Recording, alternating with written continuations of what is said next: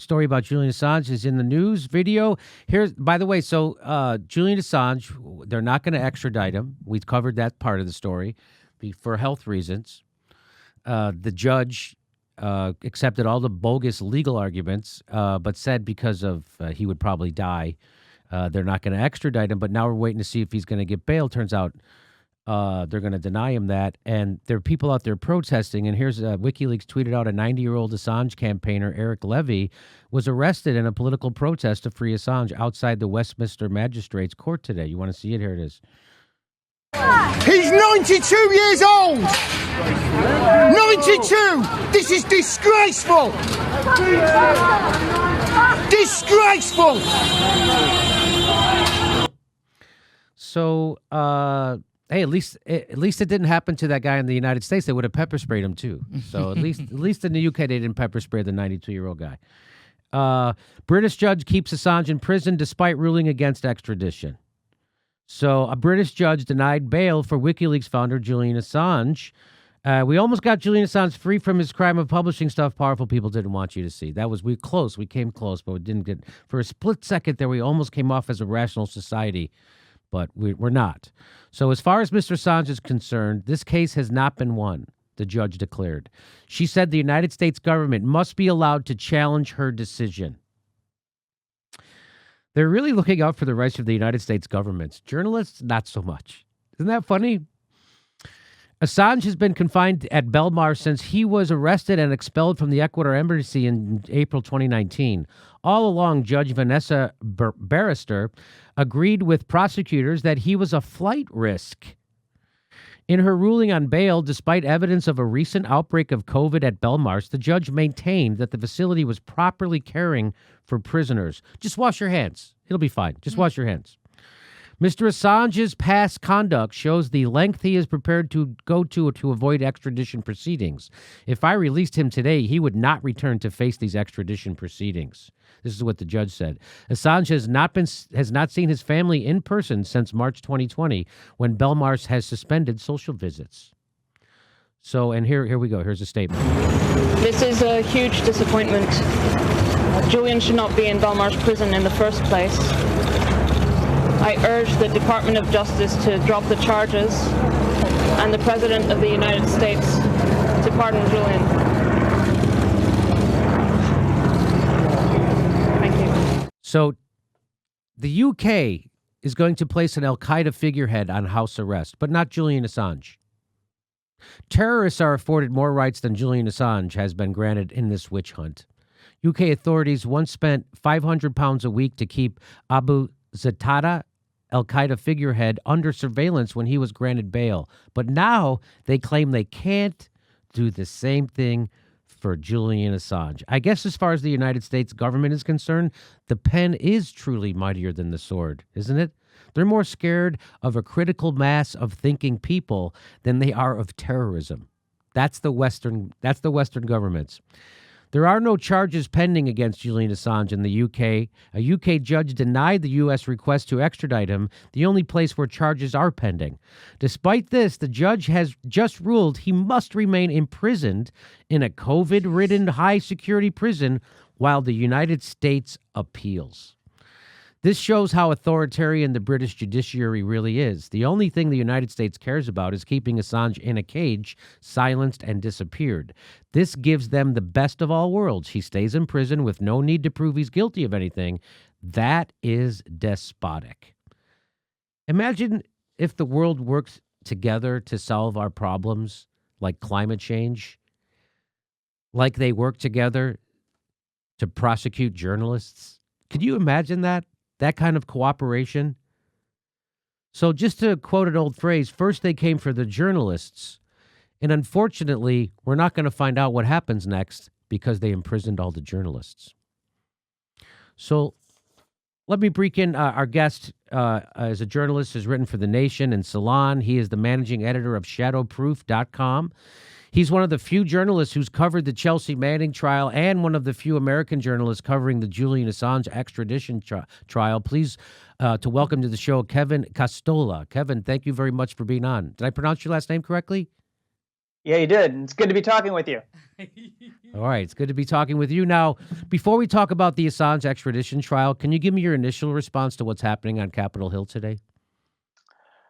Yeah, I think I share your sentiment that I don't have anything against storming the Capitol, except it seems that these people are completely batshit crazy and doing it for the wrong reasons. I'd rather see people storming the Capitol for Medicare for all. I'd rather see them storming the Capitol for some $2,000 survival checks every single month. I'd rather see them storming the Capitol for an array of policies, maybe to end some of these wars that are still ongoing in the Middle East and throughout the globe, maybe to stop some of our interventionism in parts of Latin America. But they're there because they've been lied to by Republicans about what happened with the election. That's my view. Yep, that's exactly right. Wouldn't it be nice to see people on the left with that kind of enthusiasm for protest? Yeah, and you know, I'm fond of Brianna Joy Gray, and she talks about how people have to make plays for power, and we simply have a left that is pretty much impotent in the way that they act, and they don't try to take these kinds of acts, and they're all so concerned that it might fail and it's not going to work. And oh my God, what happens if people look at us and we look like fools? Well, who cares? They don't like you anyway, and they're not going to like you after this. So go out and do something and have some self-respect. A lot of people have said that this hashtag forced a moment has divided the left. Do you agree with that? I think it just has revealed a divide in the left between the people who are actually willing to fight and the people who only give lip service to fighting. So I actually have a kind of bit about all of this where our media basically trains us to think like we're managers of democracy rather than going out there to take actions that are in our interest. And we need to stop thinking about, you know, whether we're going to make the right tactical move or whether this is going to end up right, because all of this basically results in our own self-censorship, and it results in people not doing the things that they know instinctively they need to be doing. I mean, I may sound a little bit academic here because this is actually the way that some people in like liberal institutions talk, but the moral imperative, I mean, like, you have to go out there and act sometimes, and it really doesn't matter if it's going to have an outcome that produces the result you desire. You just know that over time you're going to be chipping away until eventually you get what everyone needs and deserves. I couldn't agree with you more.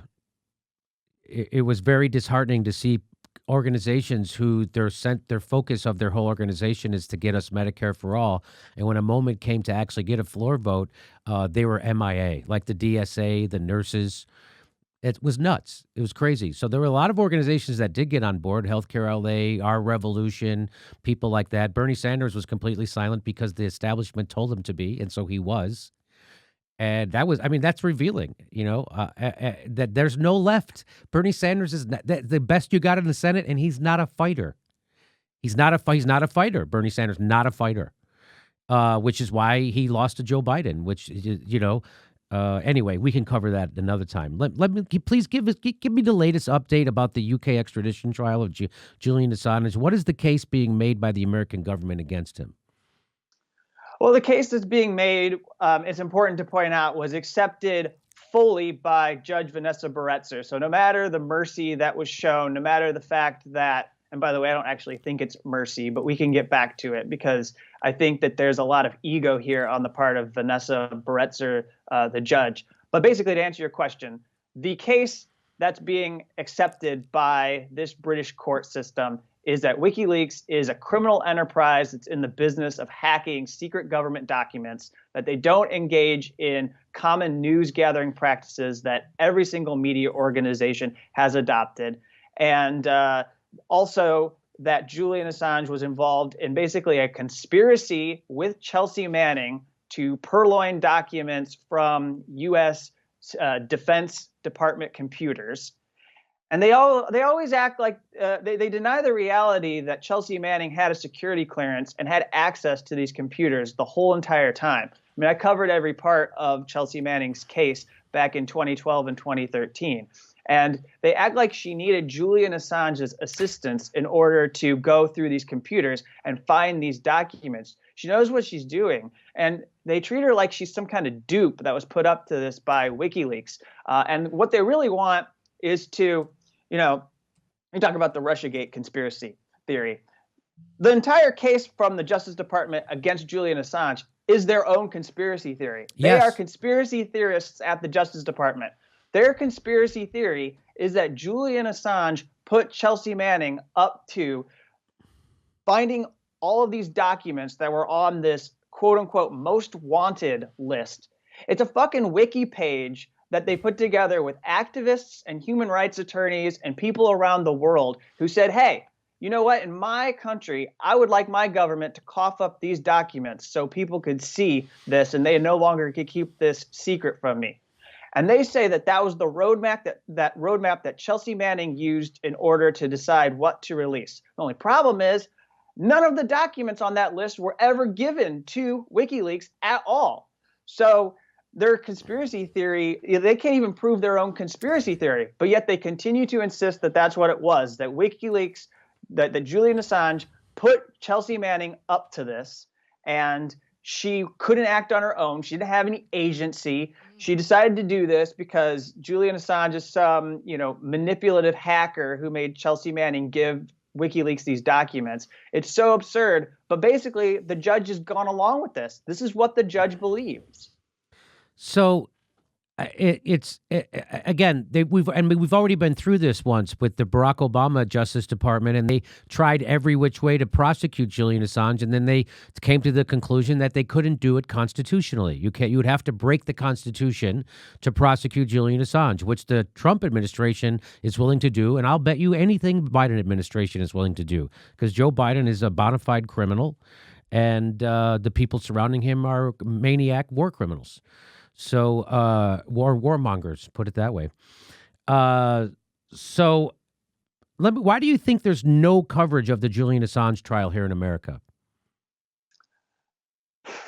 It's because they have absolutely no solidarity for Julian Assange. It's because they don't see in him themselves. And that probably makes sense to you because you spend time on your show constantly calling out the media for not caring about U.S. imperialism, for not caring about crimes that are committed against our own people here in the United States. And they're embarrassed. I mean, Julian Assange collectively embarrassed them, but they also are using him in order to distance themselves from any kind of prosecution. It's sort of like that old cliche, they want to have their cake and eat it too, basically, because they want to publish these documents. They want to get awards for those documents, but they don't want to take on the risk. They don't want to have the chance that they're going to be targets of the U.S. government. And you know what the New York Times did when they got the WikiLeaks documents, when they got access to them? And by the way, after the war log documents, the way they got access to the diplomatic cables was The Guardian passed them on because WikiLeaks didn't want the New York Times involved anymore. So what do they do when they get these cables? They go to the State Department and they say to the State Department, which one of these cables can we do stories about?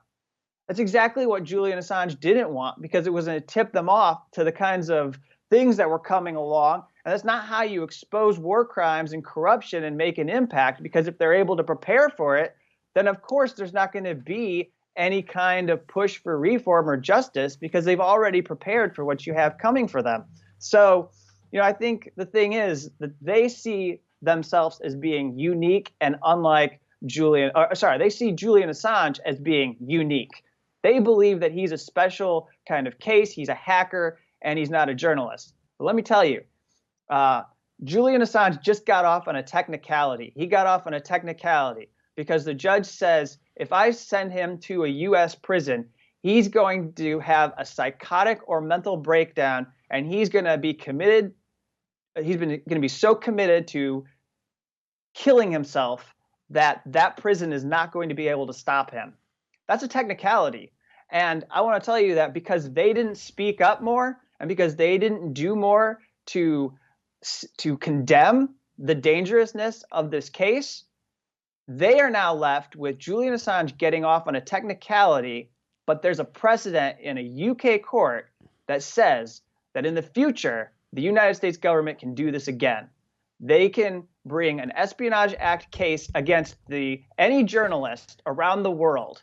So Julian Assange is going to end up maybe getting off, and in the future, they're going to be the ones that are in trouble. It's kind of ironic. So anybody who does journalism is going to be prosecuted by UK and the United States, and nobody's hair is on fire about this. Everybody was afraid that Donald Trump was the guy who was going to prosecute journalists. Well, it was actually Barack Obama who used the Espionage Act to prosecute journalists. Donald Trump didn't, except he's trying to get Julian Assange. And now he's going to be out of office in a couple of weeks, so it's now going to go to Joe Biden, who's going to be trying to get Julian. It's amazing that the real crime of Donald Trump, him going after Julian Assange, nobody almost ever talks about it. In fact, I just did a segment on the Young Turks who smeared Julian Assange and said that he was siding with Trump and that he couldn't be trusted. His reporting now is questionable. It's like, what does it say about the state of American journalism that we have American journalists smearing Julian Assange and siding with the government against journalism? You know what's been garbage all along is the fact that people have taken the statements of anyone in and around the Trump campaign seriously. You know, you've got hucksters and fabricating and liars like Roger Stone, who's constantly claiming that he has any kind of knowledge about what's going on in WikiLeaks. Meanwhile, there's actually messages from the WikiLeaks Twitter account saying, shut the fuck up, dude. Stop going around acting like you know anything about what's happening with our organization. You're not us. You are not part of us. Stop representing that you know when the next set of documents are going to drop. And people have taken all of this seriously in the same way that they take seriously all of this Russiagate. So let me just explain to people what the Roger Stone connection is. So Roger Stone is that eccentric clown, right-wing clown who's known to do lots of nefarious things, who he kept saying he was in connection with WikiLeaks and he had information before it came out. And that's all garbage. That was all made up. He's just trying to get his name out there, and it worked. He was a self-promoter, and it worked for him. And so that's what you were talking about, Roger Stone. And people are saying, well, everyone knows Roger Stone's a big BSer, but all of a sudden when he says anything about WikiLeaks, you take it at face value. That's what you're saying, right?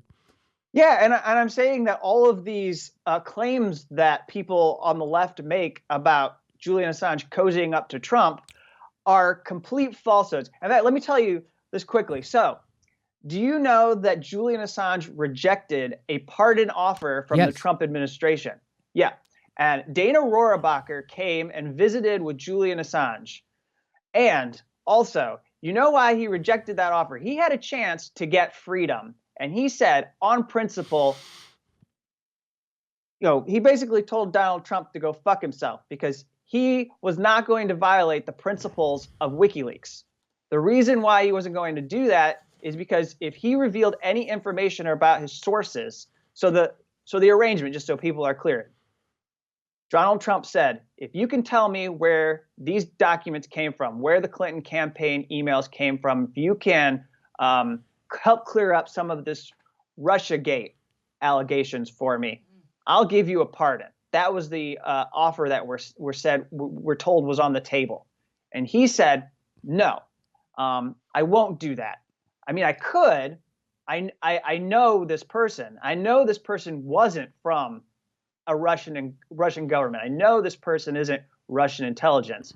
But still, it's the principle of it. Because if I reveal my source, then that's going to damage the reputation of WikiLeaks, which is to keep all of our sources confidential, and we do not share this information because it could endanger people. And so he decided, I'm going to give up this opportunity to have freedom and get out of the Ecuador embassy and get out from under the Justice Department that could be coming after me.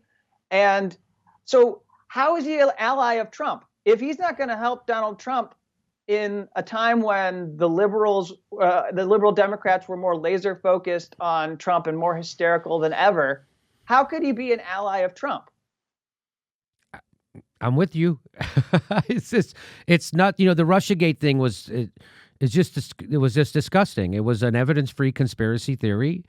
and it was implemented to run cover for the establishment and the corrupt Democratic Party, who literally, criminally cheated Bernie Sanders out of the 2016 election.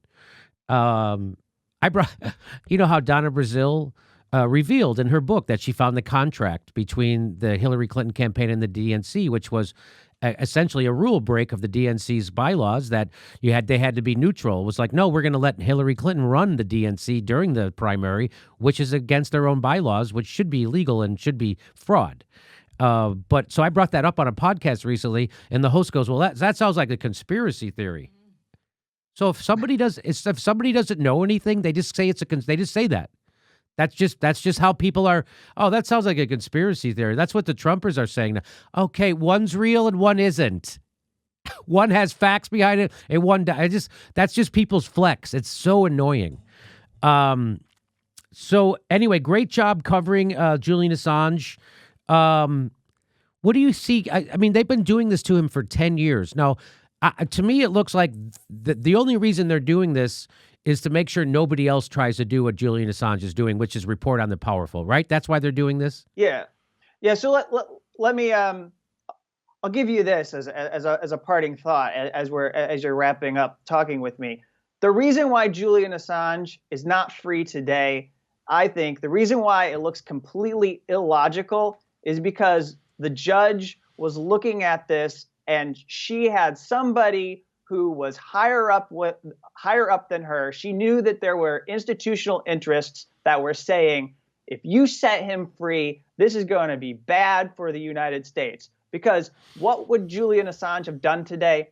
He likely would have made a statement. And for the first time in about 2 years, if not longer, we would have heard Julian Assange's voice. And that's a powerful thing, because for the longest time, we haven't heard anything from him. And maybe it would have just been something very simple like, I want to thank my supporters. You've been there for me. It's helped me survive the harsh conditions that I've been in. It's been tough for me, especially during COVID, and I haven't been able to be with my family and 2 children. I haven't been able to see them and raise them. And it would have been as simple as that, because he probably wouldn't comment on the case since there's still an appeal. However, that's hugely powerful. That would show that Julian Assange had returned. It would show that he hasn't been turned into like a piece of furniture, which is what the U.S. government is trying to do to him over this grueling political prosecution. And so Vanessa Barretzer serves the interests of the security services in the UK. Those services are working for the U.S. intelligence agencies here. And Julian Assange is in Belmarsh tonight and is not free. He's not on house arrest. At no point does Vanessa Barretzer ever explain to us why putting a GPS tracking device on him would not be acceptable and enough to guarantee that he does not flee London. And as you said in setting up this conversation here, someone who is supposed to be a part of Al-Qaeda is going to be put on house arrest, but Julian Assange is kept in Belmarsh. So that person, they think, is not going to try to flee. They don't think the member of Al-Qaeda is going to try to run off and isn't going to be there at their court date.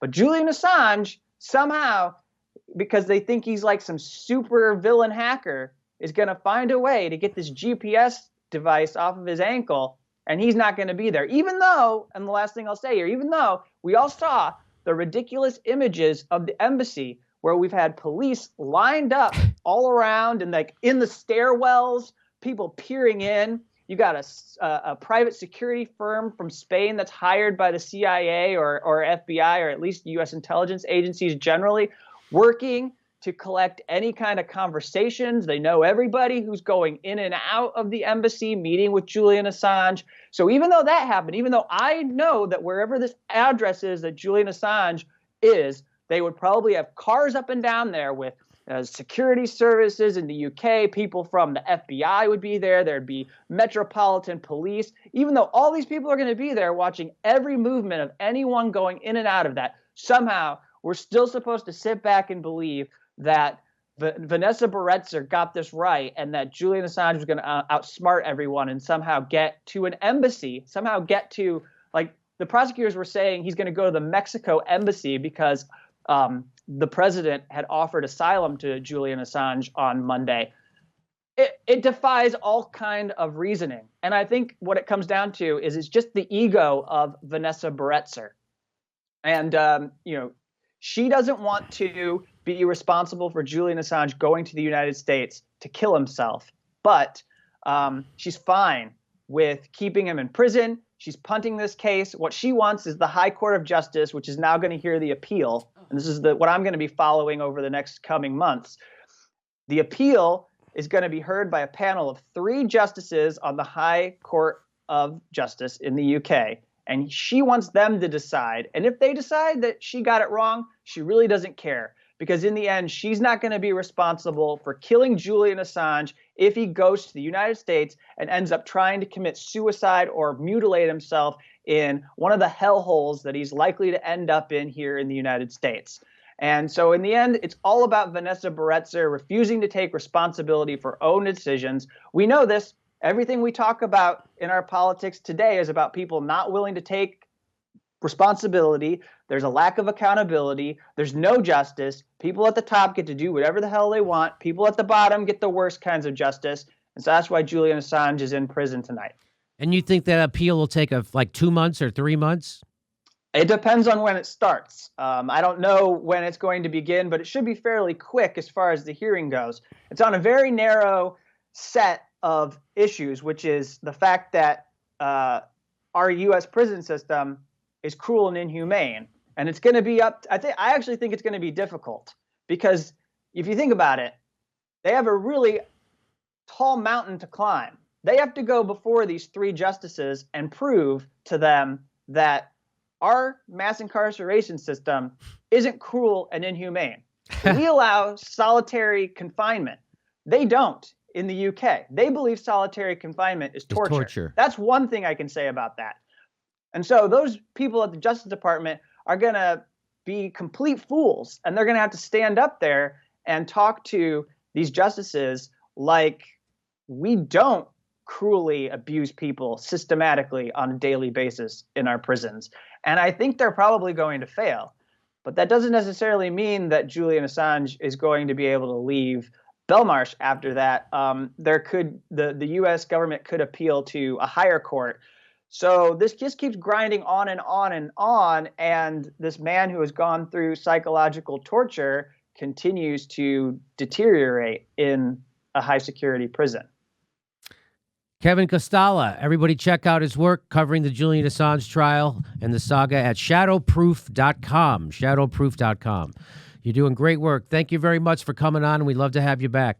All right. Thank you, Jimmy. Okay, buddy. Hey, everybody, this is the part where I tell you where all our live shows are, but there aren't any. And then this is why I tell you to join our premium program and get extra content, but nobody's got a fucking job. So just enjoy the video.